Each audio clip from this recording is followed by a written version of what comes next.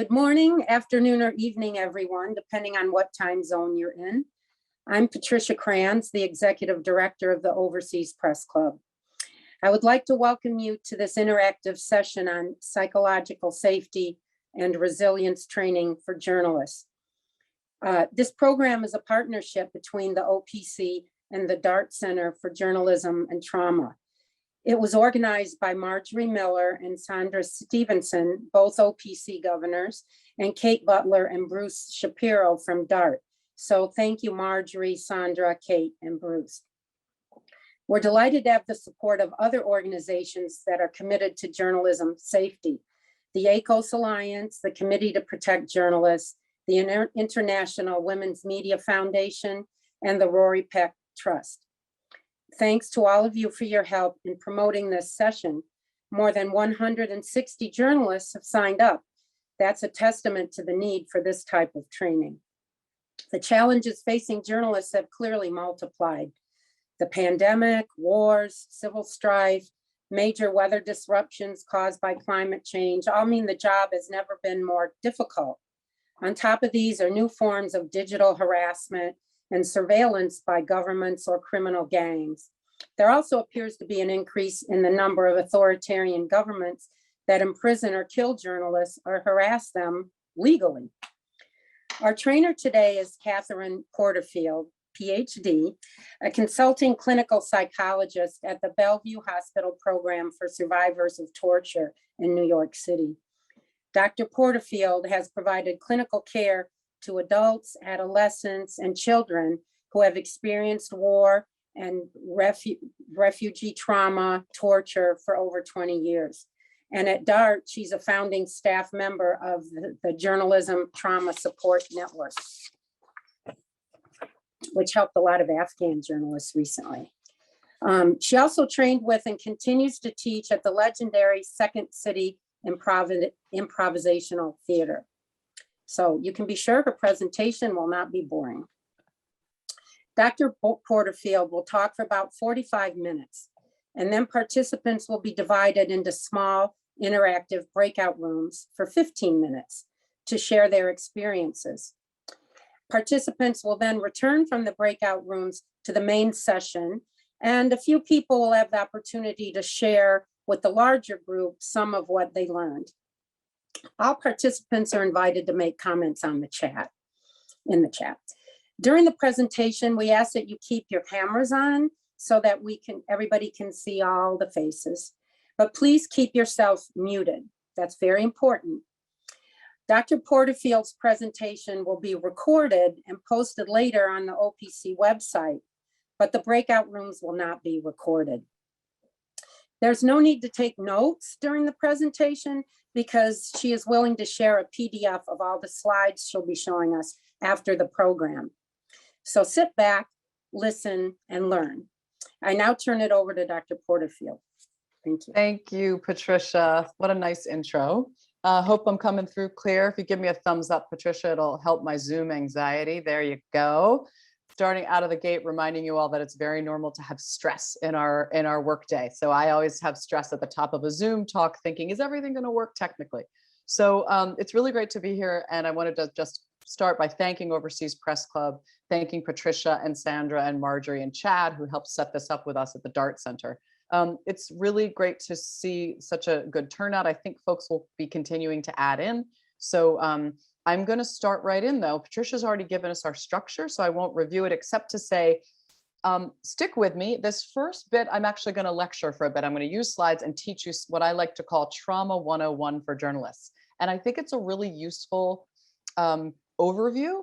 And I think it's best received when you're not multitasking. So I'm going to invite you to do the thing that's the hardest for me, I know, when I'm on Zoom calls, is to try to not multitask, try to take in what I'm going to talk to you about. One of the other reasons is that at times I'm going to ask you to reflect on things, maybe in the chat or just privately think about it. So when I do that, it's easier if you've been kind of following along. So I'm going to switch to my slides now, then we will do breakouts. And by the way, the breakouts are going to be a very focused prompt. So we're going to ask you a prompt related to some of the well-being skills that I think are really important and that we try to espouse here at DART. So without any more intros, I'm going to get my slides up. So just give me one second. So we're going to be thinking today about, and Margie, can you give me a thumbs up that you see that slide?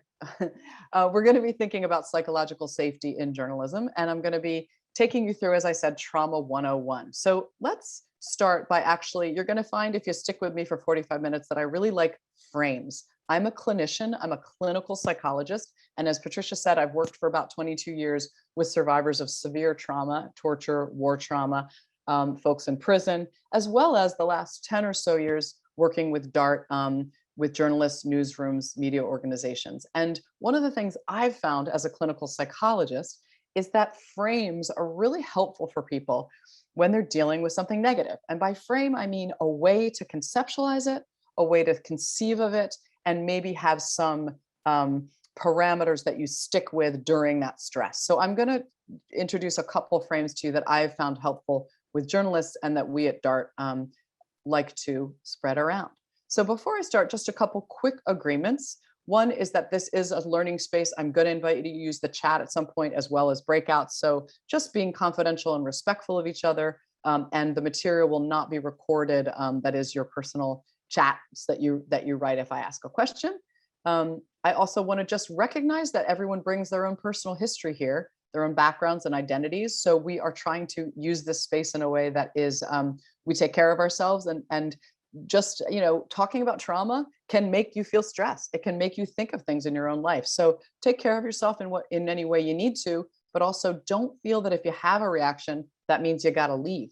One of the things I also like to say is sitting in the stress of these things actually is sometimes a step towards helping to relieve it. We're going to recognize that just by being in the space we're in right now, we professionally, we have some privilege and some spaces that we're occupying that might make us not understand others' experiences. I certainly want to recognize that. And doing so, I just want to say we're open and in good faith today as we think together, including using that chat carefully. So I want to start with my first frame, which is I really find it useful to talk to journalists about the fact that you, like me, a psychologist, live and work in a trauma-facing profession. And there's lots of folks who have trauma-facing professions, right? Sometimes surgeons and ER medical professionals, folks doing emergency response. There's a lot of folks who deal with trauma in their work. But journalists have not always been given the opportunity to address and think about what tools they need when they're dealing with trauma or severe stress. And so this breakdown here on your screen, if you look on the left, I'm arguing to you that you all, just like you have great capacities and knowledge, of editing, of photography, of how you handle layouts, of how you interview folks, all of that stuff are the tools that you're very good at.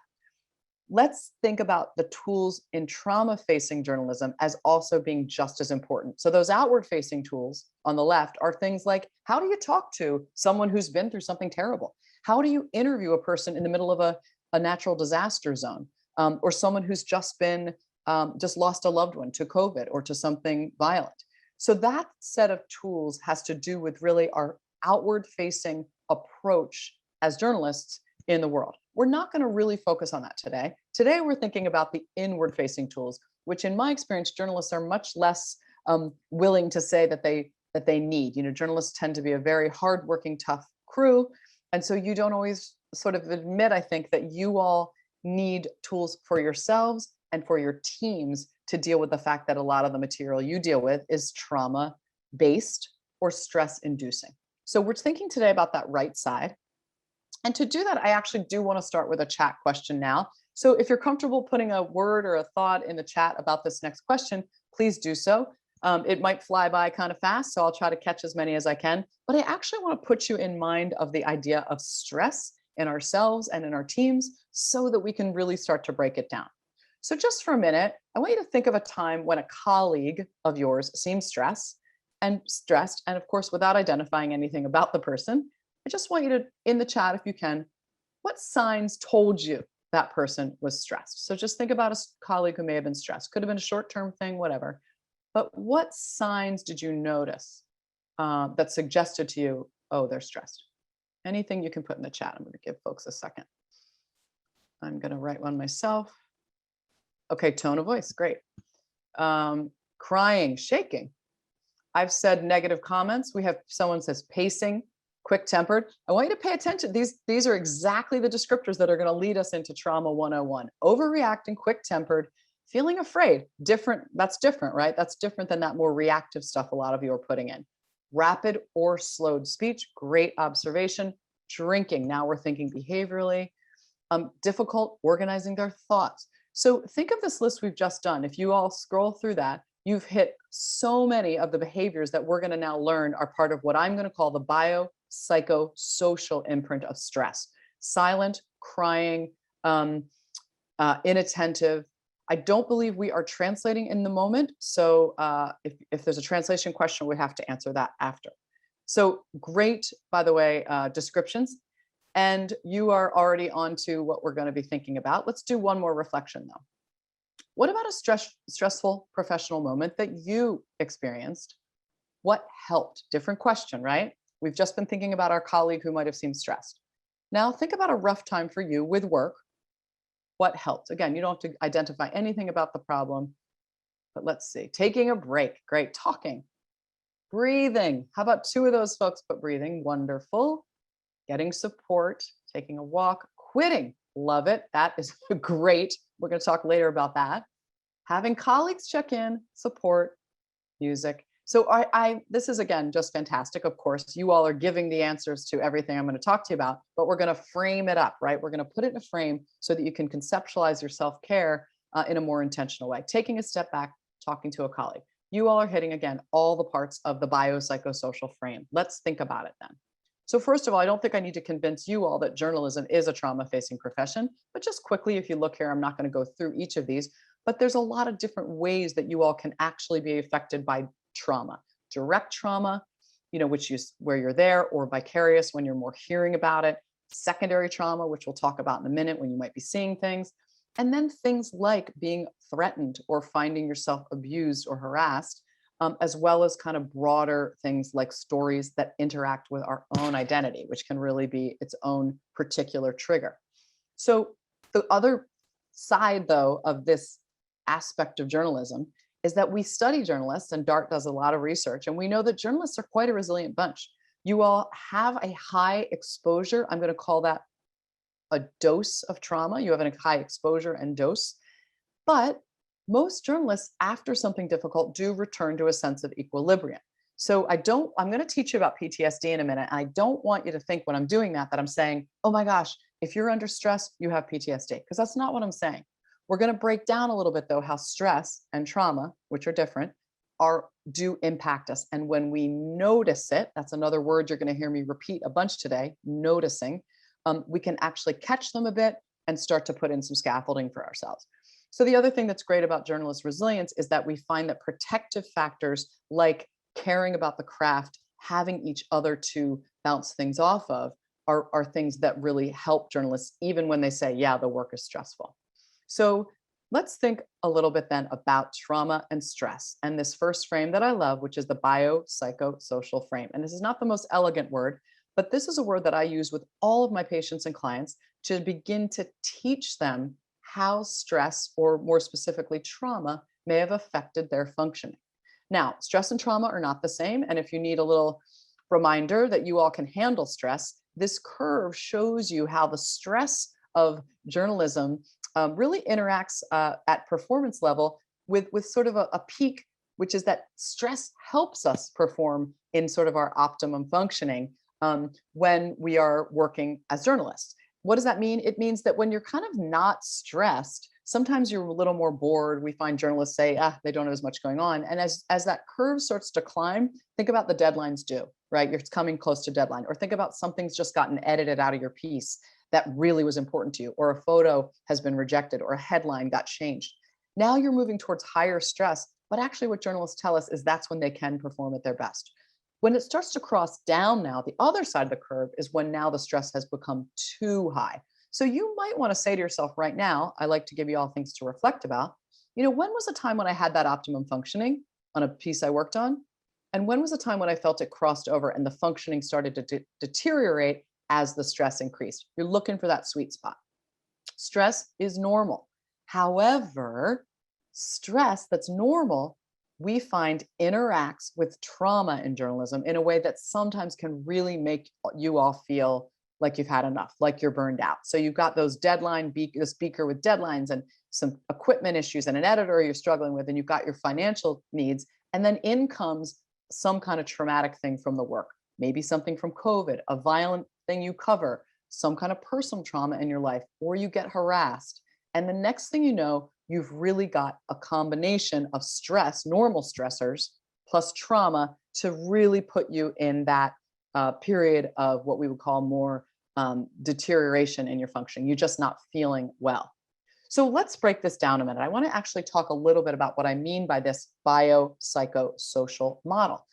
Because if you understand this, and again, I'm going to invite you to not multitask, because if you understand this, you already have a tool that is really helpful. And I use this tool with all my patients and myself, which is understanding what is my biopsychosocial reaction to whatever I'm dealing with. What do I mean by that? Well, first of all, we humans have multiple dimensions of being, but one of the main, and I would argue the most critical one, is that we are a body, we are mammals, we are primates, and our wiring in this body of ours, in our bones and our skin and our organs and our spinal cord and our brain, that wiring is made for survival. Our biological functioning is designed to adapt to whatever's happening to us. So if you are under stress, or if you find yourselves in a trauma situation from the work, your body is going to actually take charge. And we're going to break that down in a minute. It's going to make sure you survive. Now, obviously, we don't all survive, and we know that this happens, but I'm talking about the fact that those of us sitting here, we have made it through whatever stressors, whatever personal traumas, and that is a really in large part because your biological organism got you there. Now, the downside of our biology is that it tends to leave an imprint, and we're going to talk about specifically the imprint of trauma, which can sometimes be PTSD or secondary traumatic stress, and it's a very uncomfortable kind of set of symptoms that can come from that. What about our psychological self? We are beings, but we have a mind up here, not just a brain. And that mind is always making meaning. We humans, unlike other mammals, tend to immediately tell ourselves a story after something happens to us, even while it's happening sometimes. And that meaning making can often be a road to helping you recognize, how am I doing with this thing that's happened? Am I making meaning in a negative self-attacking way? Or am I making meaning in a way that has compassion towards myself, towards someone else? But meaning making is often a place where stress and trauma land, and they start to corrode our meaning making into very negativistic thinking and a lot of self-attack. I've been treating trauma survivors for 22 years and a lot of journalists. And if I could just tell you the one thing I wish I could just snap my fingers and make erase in human adaptation to trauma, it's the fact that after hard things, we're very unkind to ourselves. And I want to invite you to think about that a minute and think about, are you in times of stress kind and compassionate, or do you tend to turn on yourself? The final dimension, of course, is social, and it is such a critical part of human functioning. We don't do well without each other. Humans need touch, language, communication, nurturance, support from each other. And again, trauma tends to land in our social self in a way that starts to rupture our social connections. Trauma makes us feel isolated. It makes us stay away from people. It makes us feel different. And it often makes people feel that no one will ever understand them. So I'm introducing this structure to you for you to start thinking a little bit about, well, what is my biopsychosocial self? How am I doing? And we're going to do a quick reflection on that in a minute. So why do I bring all this up when we're talking about trauma? Because if you want to understand trauma, now I'm talking about capital T trauma, not just stress, you have to understand what the biopsychosocial organism does when it's threatened. Okay, so let's think about this for a minute. First of all, we're talking about traumatic stress now, not just regular stress. And what traumatic stress is it's an experience in which the organism, the human being, has gotten overwhelmed. And so normal coping is no longer going to work. So whatever you did to get yourself onto this Zoom call right now, whatever you had to push to the side, or, deadline you had to get finished, or issue with your kid or your house, you did it in a way that your normal coping got you to be in this moment listening to this lecture. Now, traumatic stress takes us out of that realm. Traumatic stress is when the nervous system has to take charge because the threat is so overwhelming, possibly threat to life, to limb, to psychic health, that we have to go into more of an autonomic response. And there's two parts to that, which I'm going to break down. And some of this you probably know, But stick with me because it's always fascinating to kind of start thinking about, well, where are you seeing this in your work? Where do you see folks who might have had reactions that were either what we call uproar reactions? That's that red arrow on the screen. I want you to think about that as red arrow up, and that gray arrow down, which is what we call shutdown reactions. So I want you to be thinking a little bit about these reactions as you think about any stress you've encountered, or maybe someone you've covered, interviewed, photographed who might have been in a post-traumatic situation. Why does this matter? Because this organism of ours, that autonomic response, saves us, but as I said, can sometimes then leave difficulties, leave imprints on us. Let's use this guy on the screen for a minute as an example. It's kind of a silly, picture here, but this guy's in trouble, and he is in trouble because a snake is chasing him. And what I want you to be thinking about is what's happening to this guy as he is under stress and under threat. Because what we know is it's not that he's going to think through this into sort of a normal coping reaction. He's not.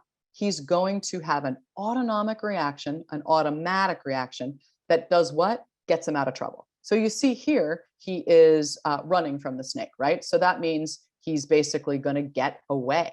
That's great, right? It's going to save him. But to run away from a snake, you need something to happen to your body, right? And if we were all in a big room together, I'd have you raise your hand and tell me, what do you need during fight or flight to run away, or to, let's say pick up a broom and hit that snake? Well, you need your body to be able to move. So you need oxygenation, which means your breathing changes. You need your heart to pump. Why? Heart's going to pump blood through you to get your organs able to mobilize. And you need your gastrointestinal system to not exert any energy. So that's going to clamp. Your salivation is going to increase. Your pupils are going to dilate. All of that is going to happen just when he sees the snake, because his body is going to detect threat. And what's amazing about that is that fight or flight response is going to save this guy. Think about a story you've covered where someone was traumatized. Think about a time maybe you were in the field or had something distressing that you saw or were dealing with. Chances are you might have noticed your throat clench a little, your heart race a little, you might have even started sweating. All of that is that autonomic sympathetic nervous system. Now, just quickly, I want you to know about the other side because it's equally important, which is what we're going to call gray arrow down. The parasympathetic down regulation that's part of the human fear response is just as important and saves us just as much. Why? Because after this guy gets away from the snake, his body cannot stay in that state. So his body has to start to bring its activation, its uproar down. And how's it going to do it? It's going to change those same systems we just talked about. Breathing's going to become more regulated, heartbeat's going to go down, blood pressure is going to go down, pupils are going to go back to normal. However, what's also going to happen is he might start now expressing himself. He might start crying or even yelling, oh my gosh, this just happened to me. So now we've moved from autonomic into he's starting to rest and process what happened. But sometimes people in this state can actually be quite emotional or quite blank. They can look very flat because they're shutting down. Now, by the way, we're not talking a bunch today about interviewing, but just a note on interviewing. If you interview a survivor, someone who's been through a trauma, chances are, if you get to the point where they start telling you about the trauma, you're going to start seeing, especially if they didn't get treatment or they're not doing great, you're going to see some of these activations and shutdowns possibly during the interview. They might get sweaty, they might get scared, and they might even start to shut down. Noticing, noticing, noticing. That's one of the words I teach my patients. Notice what's happening in your body when you're under stress, especially after trauma. Okay, so all of this that I just described, right? That is the fear cascade in the human organism that saves us. Remember that bio, wired to survive? Fantastic, right? But at the same time that's happening, another amazing part of our functioning is happening, which is your brain is encoding these events into your memory banks. Sounds good, right? Except the problem is that's how we get PTSD. Because PTSD is when our memory of what happened to us gets linked to our arousal system. And so the experience of recounting, remembering, being reminded of, all triggers, you know that word triggers, right? Experiences of those fear reactions coming back to us. So it's not just, oh, that's a bad memory, I don't like it, which is more of a cognitive idea. It's that your body returns to those states. So yes, you might start to feel sweaty, like I said, heart racing, lungs changing the breathing pattern. And all of that's really important because if you just look at this blue circle on the screen, on the left side, we see that the fear reaction's gotten linked. We just talked about that, right? So the memory of being chased by the snake is linked to the fact that his heart was racing. And then the memory of it triggers that same fear reaction. You say to him, hey, what happened with that snake? And as he's talking, he starts to have symptoms. But the big kicker is on the bottom. The survivor then tries to avoid this or stop it. And that's a really big symptom of PTSD, is shutting down and numbing. And we're going to think in a minute about, do we have any of these experiences? Because many journalists say that after a lot of the coverage they've done, they don't feel as activated, but they do feel sort of shut down and they want to avoid thinking about it. So I just want to, on PTSD, remind you, I'm not saying we all have PTSD, but it's a really important process to understand. It's a disorder, yes, but it's an imprint of a trauma reaction in which the trauma comes back in intrusive reminders. The trauma activates us into red arrow up arousal or gray arrow down shutdown. And we sometimes then really struggle with avoidance, numbing, and also negative thinking. Anybody remember psychosocial? Negative thoughts, feelings about self is when our meaning making starts to be negative. I'm no good. I'm worthless. I shouldn't have let this happen. Other people handle this better than me. So just thinking about this a second, I want to just put it all together and give you a minute to think about your own biopsychosocial functioning. And you don't have to put this in chat if you don't want. People are actually welcome to, but just look at this chart a minute at the kinds of stress and trauma reactions. I'm kind of putting them together here, not just PTSD, but other stress reactions that fall in these domains. How many of these do you think you sometimes struggle with? Anybody see themselves in here? You're welcome to throw a yes in the chat, or you're welcome to throw a whoa, I've got a lot, or you're welcome to stay quiet. What I more want you to do is reflect, how am I doing in my biology? Am I having trouble with fatigue? Am I having trouble with irritability and edginess? How am I doing with feeling my meaning making? Am I feeling anxious and upset about the world? Normal feeling, by the way. But is that also changing my relationship to the world? Is it making me isolate, moving more into the social now? What is my biopsychosocial imprint feeling like in the work I'm doing as I do a trauma-facing job? Remember, that's what you all do, a trauma-facing job. And what I'm going to invite you to do is think, the things on here that kind of resonate, maybe they're worth paying attention to.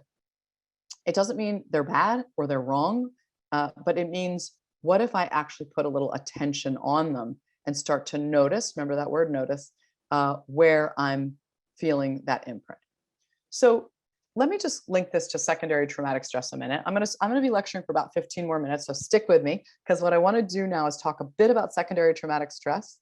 And then one more frame that I really recommend and that we talk a lot about through our DART research and time we get to spend with journalists, which is a way to manage difficult stories. Okay, so just quickly, because I think at this point you all probably have the idea, secondary traumatic stress is very much like primary post-traumatic stress, but it happens through indirect exposure. So basically photographs or stories or coming upon something after can leave an imprint where that same, those images come back to you, just like that survivor who we talked about might have images coming back from something that happened to him. So the symptoms of PTSD, secondary traumatic stress, let's remember those arrows, red arrow up, right? That's going to be what? Activation symptoms, where we feel edgy, jumpy, irritable. Remember how many of you put in the chat that you noticed your colleague was irritable, jumpy, couldn't pay attention? Those are all red arrow up signs. Gray arrow down signs, feeling fatigued, feeling numb. Nightmares go more in the biological uproar category, obviously, but also that sort of isolation, which is more of a gray arrow down, and feeling negative and changed about the world. So you're thinking about secondary traumatic stress, and we want to know how to prevent it, right? And one of the things we've learned from researching journalists and also from other trauma-facing professions is that we have to start by paying attention to ourselves and paying attention to each other, whoever that each other might be in your work team or the colleagues with whom you really partner. So the frame I really like to use with my patients, and I've introduced this a lot to journalists, is really one where you start with imagining that you would attend to yourself, pay attention, and then when you notice something, you'll tend to it. Attend and tend. And I know that seems like, it's just two words and a little catchphrase there, but I'm going to actually invite you to imagine that you use this as a bit of a shorthand for yourself. So how does it work? Well, attending really means paying attention in each domain.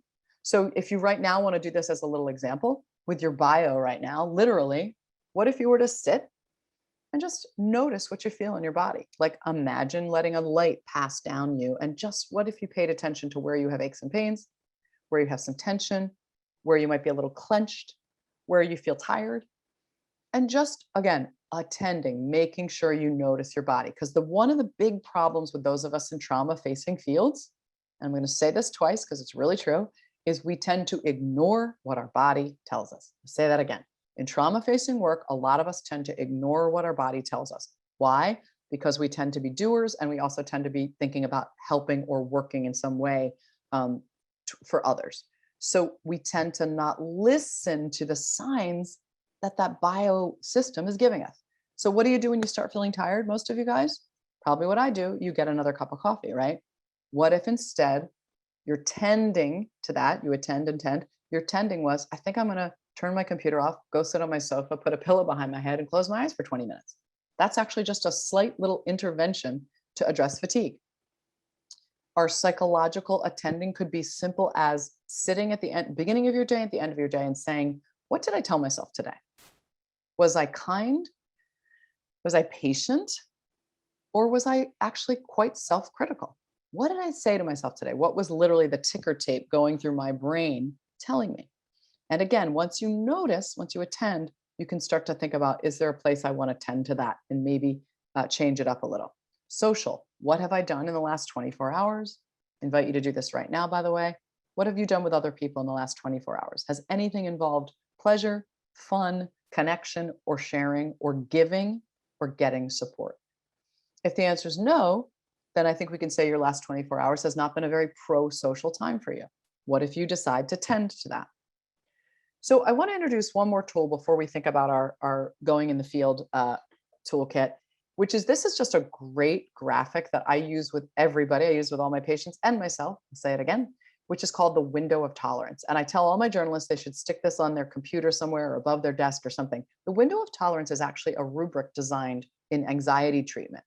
And we use it to help people assess where they are in terms of what's coming at them from stress and what their body's telling them about that stress. So if you just look at this graphic a minute, the green section we'll call the green zone. That's your window of tolerance. And I would argue that you all, journalists who work very hard and are hard charging and successful, probably have a pretty good green window of tolerance that you can get through in each day, which is periods of time when you're functioning, you're productive, you can switch tasks, you can think and feel at the same time. Green zone, I always say, is like in the morning, I have my cup of coffee and I've got my computer and my to-do list, and I'm feeling like, yeah, I'm going to get through a bunch of stuff today, and I'm moving through it. You cannot stay in the green zone all day. You can't even stay in the green zone throughout probably a really long period in the field.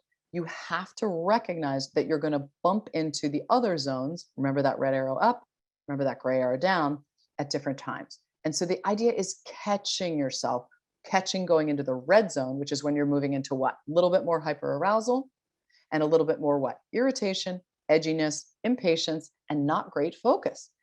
What if in the red zone you caught yourself and just noticed, oh, wow, look at me.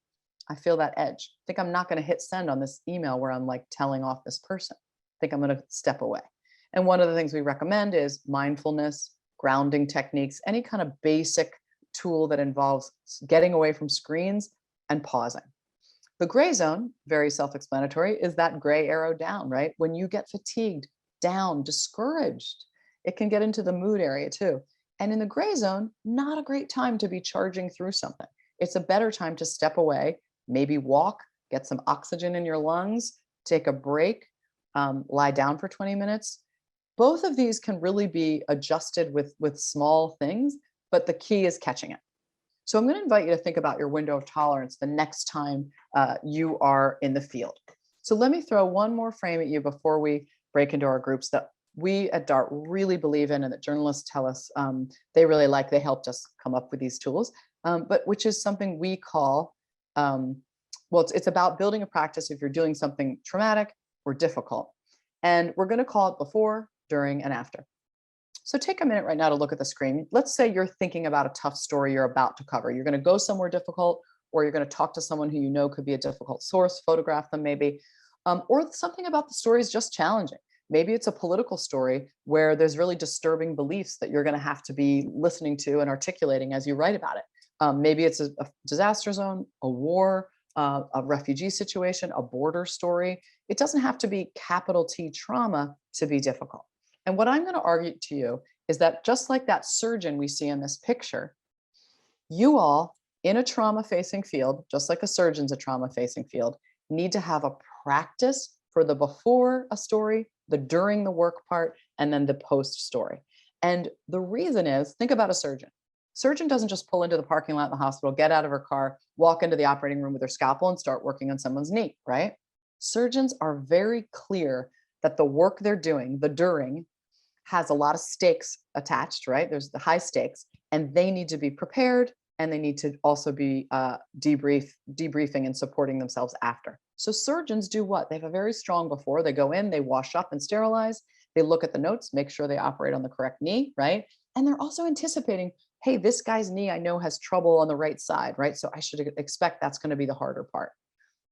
Imagine doing that with a story. Imagine if you had a pre-preparation zone that you worked in where you said, what's going to be hard about this story? How am I doing as I go into this place? Am I tired?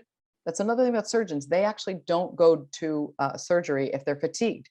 They might do a bunch of surgeries in the morning and then cancel their 12 noon one. If you ever had that happen, it's quite annoying. But it's usually because they knew they were not ready to handle another surgery. They're a little too fatigued. So I'm using this metaphor. I'm hitting it a little hard, I guess, but it's a great one. I use this too. I'm not a surgeon, but before I step foot in a prison, for instance, I always do a pre-setup of myself, make sure I'm not too fatigued, that I know what could be tough about it, and that I'm ready to go. So just to think about it with a couple more examples, before you're about to do that surgery, that story, that photograph, what is your own level of fatigue, stress, and risk that's viewed on the right side of the screen versus where's your well-being and your protection part of your tank? How filled are you? And if you look at this example here, this person just did a risk assessment, let's say, and they're tired, they got sick, they've had some stuff happen in their family, and they kind of don't really feel great about what the story, they're not really prepared. On the left side, you know, being rested and healthy and having so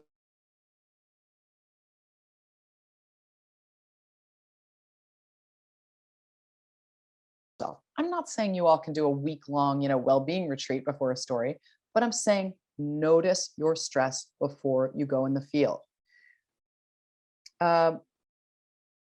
Patricia, I got an internet message. Am I still coming through okay? Or Marjorie, somebody just let me know I'm coming in. Okay, got a thumbs up. Sorry about that. So that before assessment, by the way, just put yourself in mind of that a minute, also means you're thinking about what might be difficult that you're going to cover, and you're thinking, what will my boundaries be? We're going to talk about boundaries in a minute. The during. That surgeon is not cutting open a knee and screaming, oh my God, there's blood, right? Just like you all, when you're out in the field taking a picture after something difficult's happened, a lot of you are not reacting. Why? Because you're being professional. Got it. But notice, did something make you feel bad when you caught that image of it? Did it make you feel sick to your stomach? Just notice, because later you're going to try to refill your tank. Also, honor your boundaries in the field. We're going to talk about what does that mean? What would you not do? What would you do while you're on a story? I want to recommend you use some bio techniques in the field if you need them. So we like to teach grounding, which I'm going to teach you at the very end today, which is a technique of just sitting yourself in this very moment and staying present. I'll teach you that real quick at the end. I recommend adding a breathing protocol. I use a 4-4-4 technique, which is 4 through the nose and an inhale, hold for 4 and out through the mouth. Look online. I have a resource in the slide deck too that'll have this, but there's lots of ways to do breathing practice. You'll find if you practice it regularly, it works better than when you're under stress. And then there's some other things folks use. Some folks like to use ice water when they're feeling anxious or overwhelmed. That red activation is happening. You use some ice water on your face, can calm you down. Others use like a breeze or some way to feel air on the face. And I there's a New York Times site here that has some resets they recommend. So finally, you're done with the story. You go home. What are you going to do? What if you, like the surgeon, said, I'm going to notice my body. I'm tired. I'm going to rest. I'm going to refuel. I'm going to take a break. Of course, after you guys have come out of the field, you often have to work on the piece. We all know that. But what if you had a little time for reconnection, building and recognizing your need for replenishment? Checking in with another colleague can be helpful who might need support also from the hard story you just covered. And then noticing hotspots. And just for a minute, I'm going to teach you that term because it's a psych term. When you've been in a trauma, hotspots are the memories that are very visceral, very physical. Remember the guy running from the snake? A hotspot would be that he remembered the sound of the snake when he turned around. And it doesn't really feel like a memory, it's that he hears it again. Notice if you have any of those after a story. If so, it could be good to go talk about it with a friend, a colleague, a supervisor, maybe a therapist. But hotspots are really very uncomfortable because when they come to us, like I said, they're visceral, they're not linear or logical. Notice your meaning making after a story. Are you kind to yourself or are you criticizing yourself, saying you should have gotten a better story? And then again, how'd you do? Did you have anything that happened that you wished you had handled differently in terms of boundaries, timing, anything? So I'm introducing BDA to you as one more frame where you can take your trauma knowledge and recognize that you, a biopsychosocial organism, doing this story might get some imprints on you, and then you try to protect yourself. It's kind of like giving yourself a hazmat suit when you're doing a hard story. So what I want to do now actually is get us thinking a little bit about boundaries. And I'm gonna, Chad is going to be helping me. He's my amazing partner in this webinar tech that we're doing. We're going to actually have you all spend some time for a minute thinking about boundaries. And the reason is that in my experience, journalists tend to not have a really intentional boundary practice. And what I mean by that is just thinking about and knowing in advance what your boundaries are. So I'm going to let you all get together in groups. And I just want you to think about these two questions, which is what are your boundaries that you'd recommend to freelancers? And if anyone wanted to share a time when they changed their boundaries and what that was like, whether that was a tightening of boundaries or lifting of boundaries, just if anyone has a story about a boundary in journalism that was a challenge for them, I think it would be great if you all could share that. We'll come back and we'll get the groups to report however many of you want to. So what we're going to do is invite you again into these breakout rooms. You're going to talk about these two issues. And again, boundaries are the way in trauma-facing work we keep ourselves safe.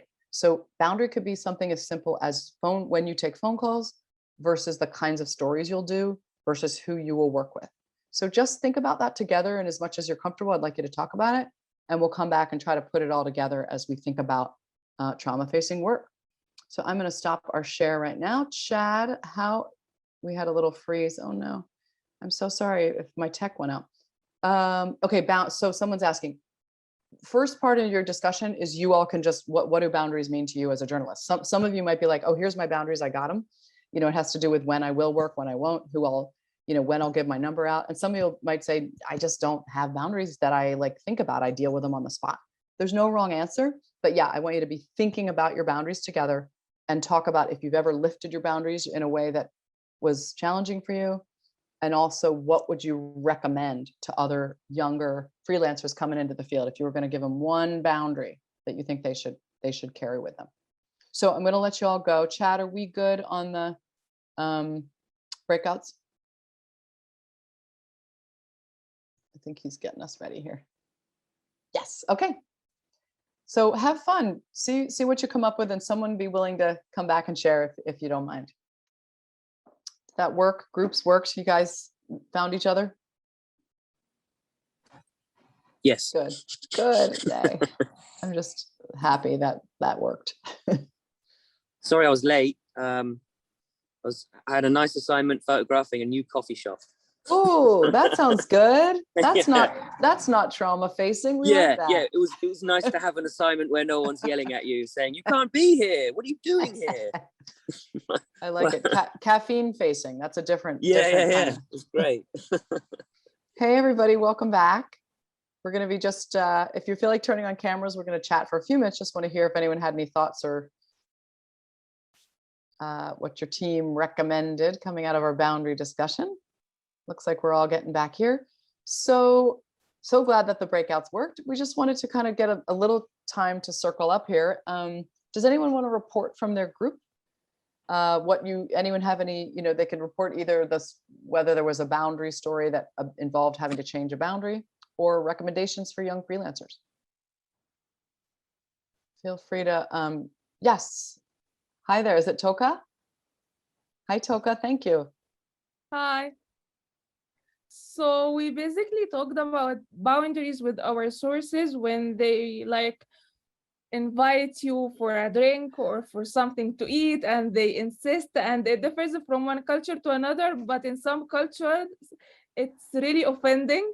So we end up in a really stressful situation and we don't know what to do about it. So yeah, Sandra, she had the experience with it, and she said it's okay to have your boundaries, and if they didn't accept it or get offended, it's their problem, not yours. But at the end of the day, we usually try to be as friendly as possible with people. And I usually play that game with them, which is I'm nervous when I'm working. I can't eat or drink anything when I'm working. But sometimes they wait for me until I finish, and they say now it's time for the food or the drinks. So yeah, it's a nice but stressful at the same time, because we don't want to have a conflict of interest. That is such a great example. I so appreciate that, Toga. Anybody have thoughts on that? Because I think you're right that culturally, it's really varies. And a lot of journalists talk to me about this, including whether to give a phone number and stay in touch with a source. Some folks, they've told you their life story. You might do a long piece, and then they are still texting you. And so what boundary, what works for folks in that regard? Any thoughts on that? It's a great example. Because I don't think all folks around the world all experience that the same, which is what it means when someone's like, no, I'm not gonna have coffee with you. It has different meanings. Anyone else have a thought on that or example around that kind of boundary?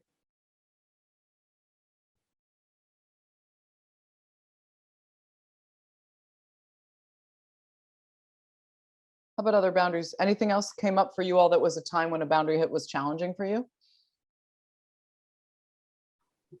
I'm just curious to know if you're in that situation where someone's wanting to take you out. I come from the documentary world, so we do that all the time, and it's not a big deal, but usually we pay. So would you feel okay if you paid? That's a great question. What do people think about that? They usually refuse to let you pay. I try a lot, but they usually refuse. I wish they would allow me to pay. It wouldn't be an issue, I think. From my perspective, doing work different than yours, but not dissimilar. Sometimes patients would try to pay me, extra, like at the hospital where maybe they don't pay because it's Medicaid, and they bring me a present, or they say, I want to have you to dinner. And I will often just say, I really want to tell you how much that means to me. It is such a nice compliment that you would want that. And, because of my role at the hospital, I'm actually not allowed to do that, which is true mostly, but it also creates an external professional reason rather than that you're rejecting them. And I don't know if that would work across different cultures in terms of whether people would understand it, but I think most people do understand being told I'm so sorry, my work doesn't allow me to do that. It's a little bit of, as you said, it's a kind of a cheat, but what other boundary examples came up for you all? Things that have been challenges or things you really think that freelancers should focus on?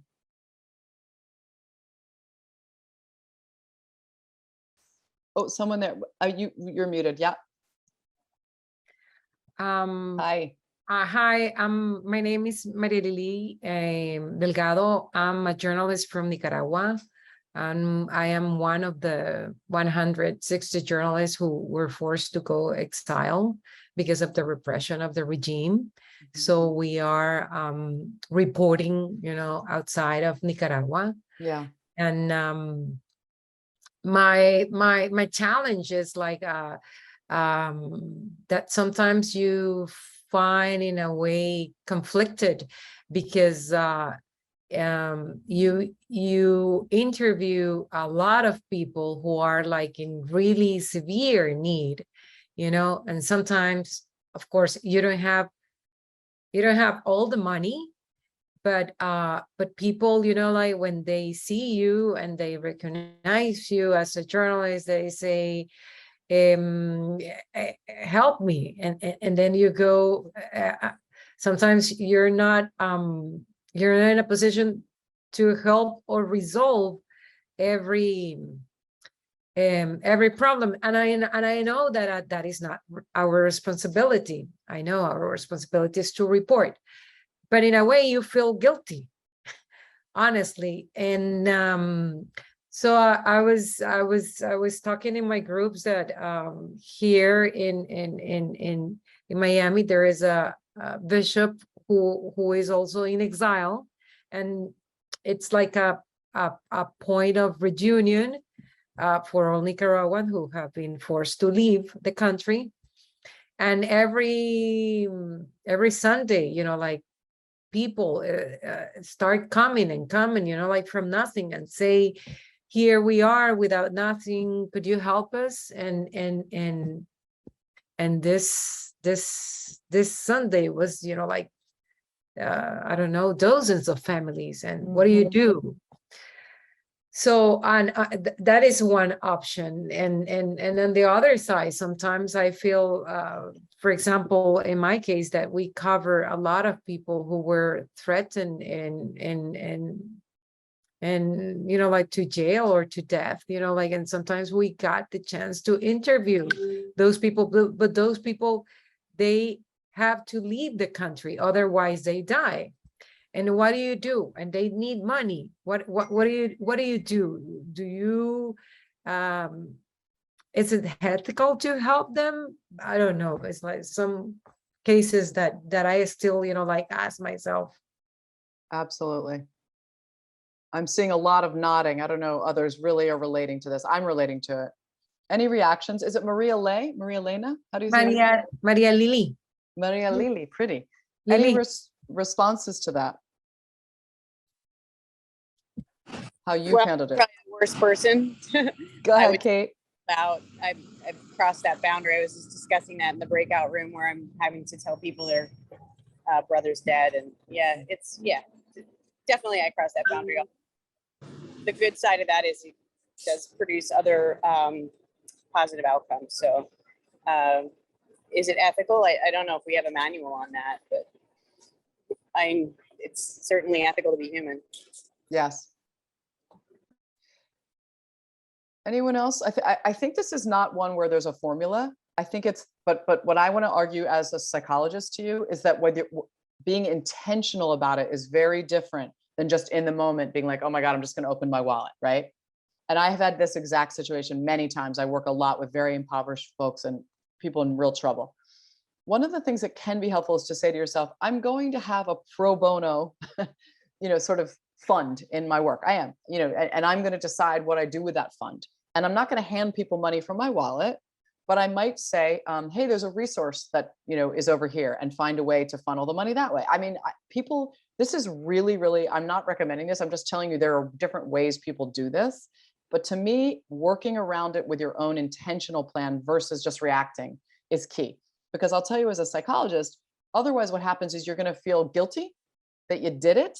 And then you also can feel annoyed at yourself and kind of like a bad journalist that you did it. I've had that too.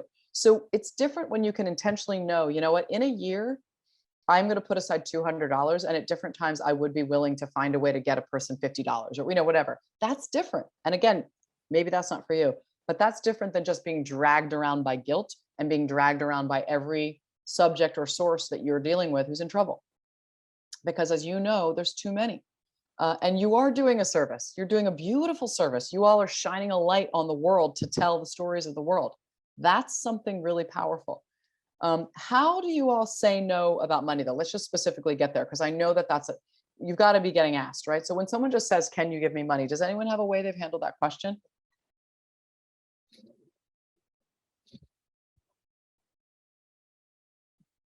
No, I'm seeing shaking. Yeah, it's hard. I don't give money. basic principle. I don't give money. I'll give Yeah. assistance service. I'll connect them to people that can help them. Yep. Direct that kind of, I mean, but I don't have a big pocket to put them to give money anyway. And I guess in one case I have spent about $5,000 to get somebody extracted. But aside from that, you know, no. Yeah. Anyone else on that? Yeah, go ahead. I see Jennifer. What I wish I had done at the beginning was just set the boundaries explicitly to Yeah. to everyone and just say, look, this is my situation. I'm not giving any money. That's great. But So I didn't. front loading, you know, that before, during, after, that's a great point. I'm going to add that front loading your role in your explanation to the person saves so much hassle. So you say, I'm a journalist. I work for this organization right now. I would be here to listen to you, to talk to you, to possibly put some of this in a story. I actually can't provide financial support or change your situation, but I really want to hear your story. That front loading, you'd be surprised. I know a lot of you are nodding because you do it. It saves you a lot of trouble. And then if the person does say, you say, I'm so sorry, I'm really hearing you're in need. By the way, I'm a big believer, I'm a shrink, right? So I'm a big believer in reflecting back what you hear to someone. So if someone asks for help, I will often say, I'm hearing you that you're needing this, and I just want to acknowledge it. I'm not in that role. Could we think through other resources, anything else we could think of for you? But it's hard. The last shrinky thing I'll say, it's hard to say no to people. So then the question becomes tolerating your feelings about it. That's a very therapy thing to say, I know. But tolerating what we cannot do is really hard. And journalists, I know, struggle with this because they talk to me about it. You know, you are world helpers. You often, you know, you want to help the world, but you do have to find ways. Go ahead, somebody. Sorry. I think I used to always throw it back on my news organization and just say, I'm not allowed to do that. And most people, you know, say it's a conflict and they just won't allow me to do that. And people understand that. Yeah. I think that's a really good, and it is really honestly pretty true. I don't think most news organizations want reporters out there paying sources. We know where that leads, right? Any other,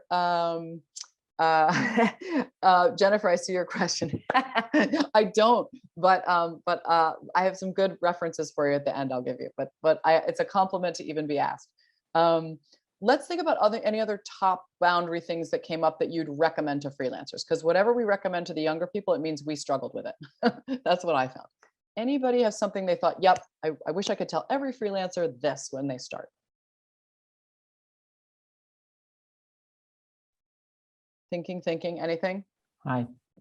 Yes, Lorenzo. Yeah, it's maybe something that came from all the from the conversation with all the other partners on the group, but maybe a good recommendation would be for a freelancer to start building his or her own like ethics code in many senses, because of course there are like some standard codes for our profession, but there are always like exceptions and different difficult situations, and it's good to not just to live through something difficult and move to the next thing, but try to take notes and somehow, start building some kind of code, own code.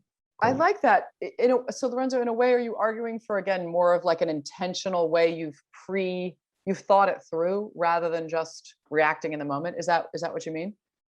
Well, the thing is that sometimes you can only learn those kind of things after making mistakes. Exactly. And for instance, giving money to people and then feeling bad then. But the thing is to have the chance to realize that you are facing a decision and probably you're going to face it again. So I love that. Take a note and take a decision for future situations. Yeah, we learn from every story, right? You all learn from every story you do. I learn every time I do a lot of work, as I said, in prisons. I work a lot with folks who are facing the death penalty. And every time I work with a person and then whatever happens with their case or their story, I learn. And you're right. Sometimes I'm learning something I'll do differently. Before, during, after. Remember, the after doesn't mean beating yourself up time. The after is, okay, what went well? Oh, I did a good job there. Oh boy, I really would do this differently, right? You know, a curious but compassionate stance towards yourself. That is the key when you're doing trauma-facing work, because this work is hard and it leaves an imprint. I hope I've convinced you. If I haven't convinced of anything today, I hope I've convinced you that that biopsychosocial imprint is real. Any other last, before I'm going to end with one other bit of teaching I want to do, but I've also put in the chat, by the way, that the JTSN Journalist Trauma Support Network, I'm 90% sure it's .org. Apologize, I should have that. I have it in the slides. This is a network of therapists in the United States trained to work with journalists.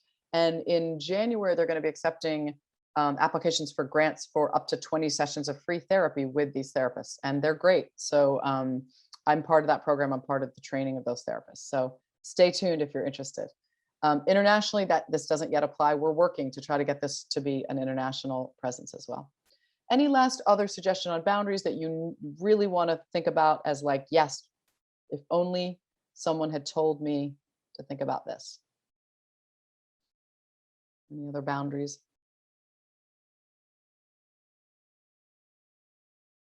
Okay, so we have a few minutes, we have about little more than 10 minutes left. I actually just want to think a minute with you about offering support to each other.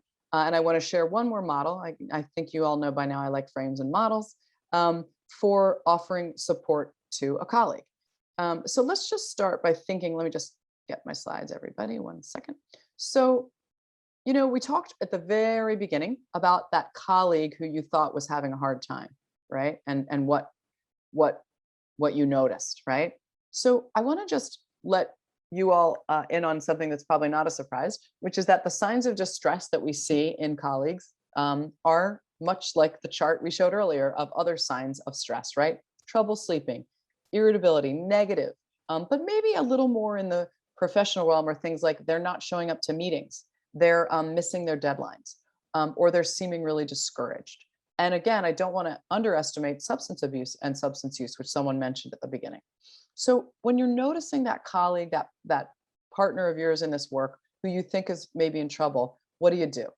And what I just want to emphasize is that social support really is not just one of those namby-pamby soft words that doesn't mean anything. We study social support, and again we find that this is what predicts resilience in trauma-facing work. Say it again. Social support predicts resilience in trauma-facing work. So whether you're a therapist, an emergency responder, a journalist, a doctor, if you feel alone, and if you feel isolated, and if you feel like you don't actually share with people about what the work's like, those are the folks in those fields who tend to show poor outcome. They're not happy, they're burnt out. So how do you notice the social support, remember that word notice, that you're giving and receiving? And I just want to show you one interesting breakdown that's been studied about social support. If you pay attention to this chart for a second, and I want you to think about that friend of yours, that colleague who you thought was in trouble. Okay, put that in your mind. Social support has been broken into sort of 4 types after a trauma or stress. The first, just quickly, is emotional support. Really basic. How are you? I'm worried about you. Are you okay? I'm here for you, right? Just emotional support. Pretty soft, pretty straightforward. Instrumental support is more where you say to this person, can I do something for you? Can I pick up something that you need picked up? Can I edit something for you? Can I talk to someone for you? Can I listen to a transcript or transcribe, whatever, but you do something, instrumental.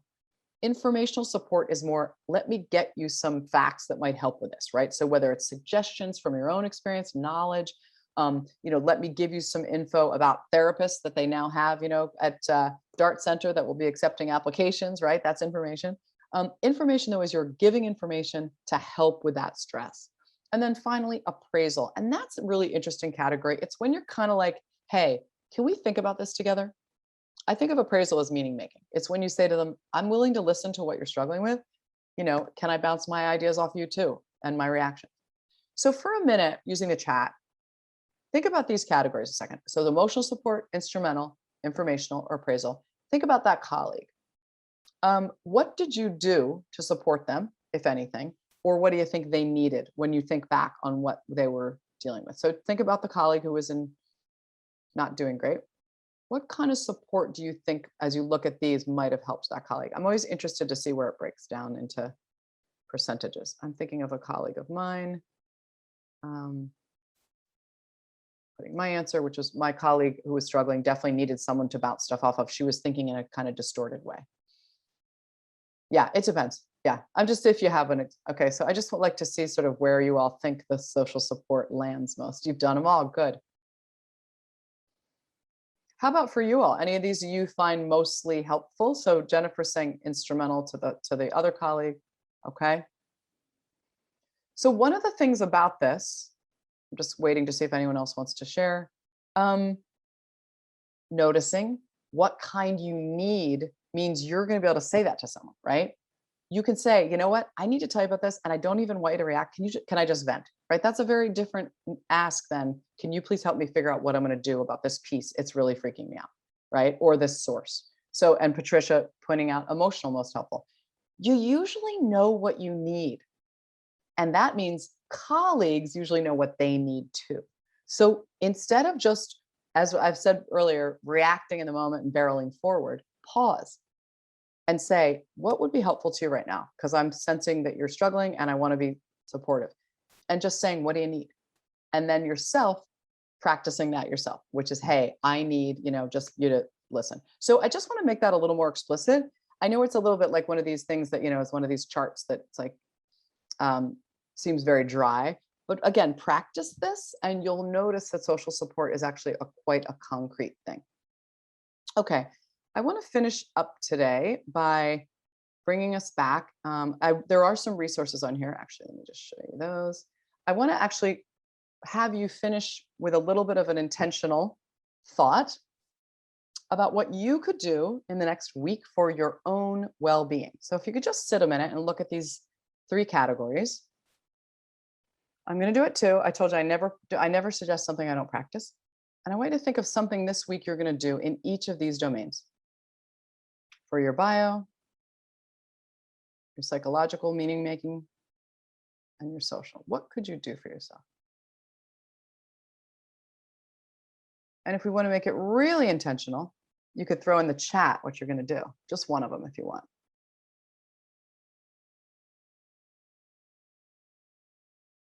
I'm thinking about mine. What are you going to do differently this week?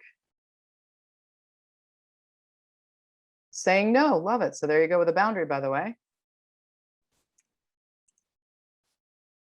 I'm going to call my friend. As I went through that emotional support part with you, I thought, I haven't called my friend and I could use it. Good. Dance class, physical, bio. Anything else?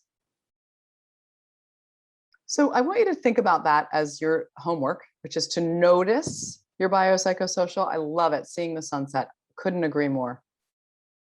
Noticing that imprint on yourself first, attend, and then imagine what it would mean to tend a little bit, to put a little bit in there for yourself, scaffolding, support, whatever, to address the stress of being a journalist in this day and age. And to give you one last tool, I'm going to end with a grounding exercise that just will take about 3 minutes. And I really recommend you try this if you don't know what I'm talking about. It's a really great tool. It is a studied tool, by the way, in my field for bringing us into the present. And it really works when you're either anxious about the future, which is one of the things our brain does, right? We get into the, what's going to happen? Oh my God, this is going to go badly, right? Or we go into the past. Why did I do it that way? Oh my gosh, that was so terrible. So grounding is a way to get yourself right into the here and now and into the present.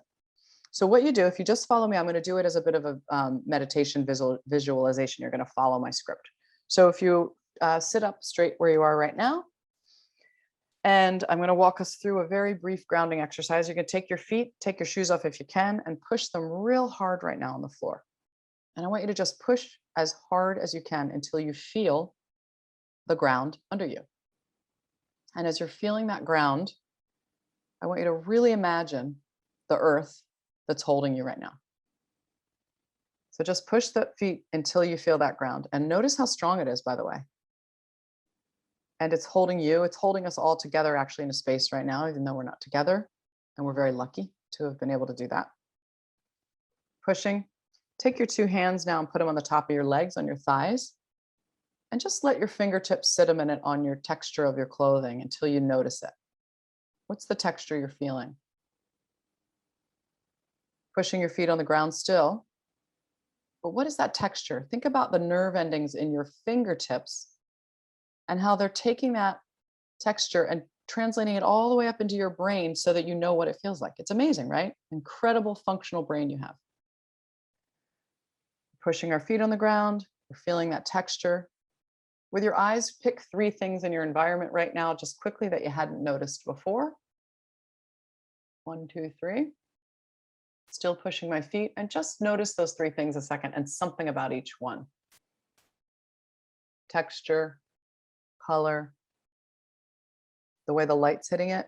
Also amazing, right? That your eyes translate all of this diversity in front of us into meaningful images. Very lucky to have our brains functioning and to be taking in the world, even though it can be challenging. Use your ears to hear a sound that's not my voice now.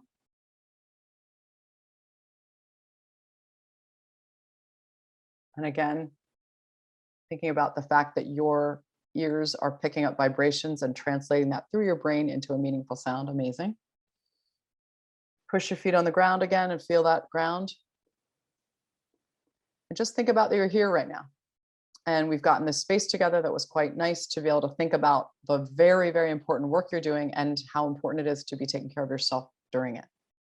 As we end, I want you to do a couple 4-4-4 breathings with me. We're going to go 4 in through the nose. We're going to hold 4 and then out through the mouth. I'm going to count you through about 4 of these. Ready? Inhale through the nose. 1, 2, 3, 4. Hold. 2, 3, 4. Exhale through the mouth. 2, 3, 4. Inhale through the nose. Hold. Exhale through the mouth. Inhale through the nose. Hold. Exhale through the mouth. One more. Inhale through the nose. Hold. Exhale through the mouth. That breathing retraining has been studied and has been found that if you practice it, you got to practice it, then when you're under stress, if you do it, it will start to lower your heart rate much quicker. So in other words, it's a tool you got to practice. It doesn't just work on the spot. I'm telling you, I use that breathing pattern probably 20 times a day. I use it if I'm having trouble sleeping. And it's just a simple way to try to regulate your breathing. If you don't like the middle point where you hold, you can just do 4 in, 4 out, 4 in, 4 out. Some people like a longer one. Look online, there's a lot of these scripts available. Practice breathing. It seems silly, but it's really well studied now. So we ended with our grounding, we ended with our breathing. I hope you all will think about your biopsychosocial well-being as you do the incredibly important work you do, which is telling stories and bringing light to this world so that we can try to make it better. Thank you for what you do. Anybody want the last word? I don't know, Patricia, if you want to finish us up. Yes, I have a few last words. Great. So Kate, thank you so much for sharing your wisdom with us. It's really been an incredible hour and a half. And we would like to invite all the participants to send feedback to info@opcofamerica.org if you have anything you would like to share with us about what you liked or what you'd like to see different. And also, the OPC, we plan to offer more trainings and discussions on resiliency with DART and our other partners. And if you remember, the other partners were A Culture of Safety, ACOS, CPJ, Rory Peck, the International Women's Media Foundation. You can go online, get more information from them. Think of joining one of the groups because we all offer different services related to this and cooperate a lot as we did today. The other thing is, Chad is putting in the chat, if you want to be included in a contact list to be shared with all the participants, please fill out the Google form that is in the chat, and then you can get contact emails of other people who are willing to be on that list. So once again, Kate, thank you so much. Thank you. Be safe, everybody. Thank you, Chad.